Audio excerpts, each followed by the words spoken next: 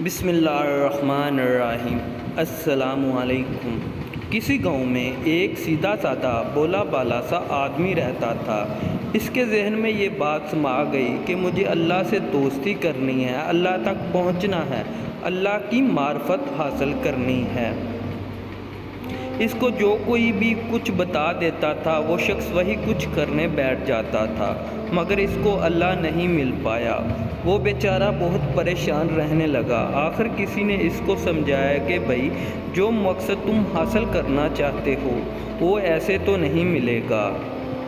اس مقصد کے لیے تو تمہیں کوئی استاد، رہنما یا مرشد ڈھونڈنا پڑے گا، وہ تمہیں سبق دے گا، پھر تمہارا مقصد پورا ہوگا۔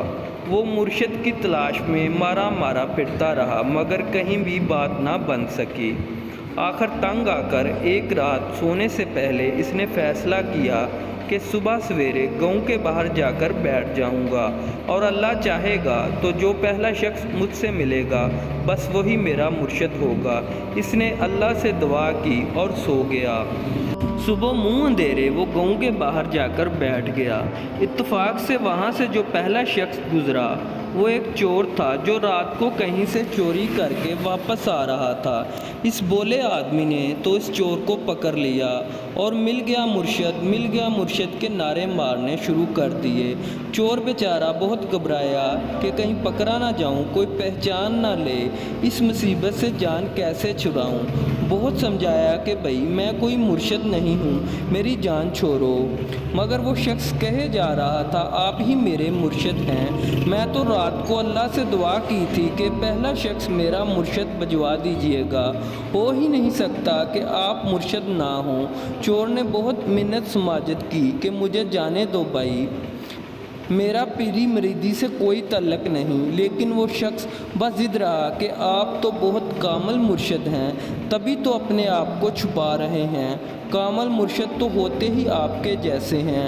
آخر چور نے جان چھڑانے کے لیے یہ ترتیب سوچی کہ بھائی ٹھیک ہے، میں نے تمہیں مرید کر لیا، اب تم جاؤ اور سامنے جو درخت ہے اس کے نیچے جا کر اللہ کے حضور سجدے میں گر جاؤ، اور جب تک میں خود نہ آؤں تم نے سجدے سے اٹھنا نہیں ہے۔ اس بولے شخص نے کہا واہ، آج ہی مرشد ملا اور آج ہی سبق بھی مل گیا۔ وہ تو خوشی فوراً جا کر سجدہ ریز ہو گیا۔ چور اپنی جان چھڑا کر وہاں سے چلتا بنا۔ دن نکلا، گاؤں والے وہاں سے گزرے، اس شخص پر ہنسے مگر وہ بدستور سجدے میں پڑا رہا۔ دوپہر ہو گئی، بچے آئے کہ اماں بلا رہی ہے، آ کر کھانا کھا لو۔ اس نے کہا نہیں بھائی نہیں، مجھے تو مرشد کا حکم ہے، میں تو سجدے سے اٹھوں گا ہی نہیں۔ شام کو بیوی خود آئی کہ رات ہونے والی ہے، سارے دن کے بھوکے پیاسے ہو کر چلو، مگر وہ شخص ٹس سے مس نہ ہوا۔ بیوی جگڑ لی، منت سماجت کر لی کہ کچھ کھا لو، مگر اس کی سجدے میں پڑے ایک ہی گردان تھی کہ مرشد کا حکم ہے، میں تو اٹھوں گا ہی نہیں جب تک وہ خود نہ آئے۔ بیوی نے سوچا رات کو جب دماغ درست ہو جائے گا خود ہی گھر آ جائے گا، یہ سوچ کر وہ گھر واپس چلی آئی۔ رات گزری، صبح ہو گئی، مگر وہ شخص تھا کہ سجدے سے اٹھنا تو دور اپنی جگہ سے ہلا بھی نہیں۔ دوسرا دن بھی ایسے ہی گزر گیا، یہاں تک کہ تیسرے دن سجدے کی حالت میں بھوکا پیاسا رہ کر اس کی حالت غیر ہو گئی۔ اس کی یہ حالت اور لگن دیکھ کر اللہ تعالیٰ کا دریائے رحمت جوش میں آ گیا۔ اللہ تعالیٰ نے حضرت خضر علیہ السلام کو حکم دیا کہ اس شخص کا سینہ میری معرفت کے نور سے بھر دو تاکہ یہ مجھ سے متعارف ہو جائے۔ حکم پا کر حضرت خضر علیہ السلام اس شخص کے پاس تشریف لائے اور کہا چلو بھائی اٹھو۔ اس نے پوچھا جی آپ کون؟ انہوں نے کہا کہ میں خضر ہوں، تمہارا کام ہو گیا، اٹھو میں تمہیں معرفت کا علم عطا کروں تاکہ تم اللہ سے متعارف ہو جاؤ۔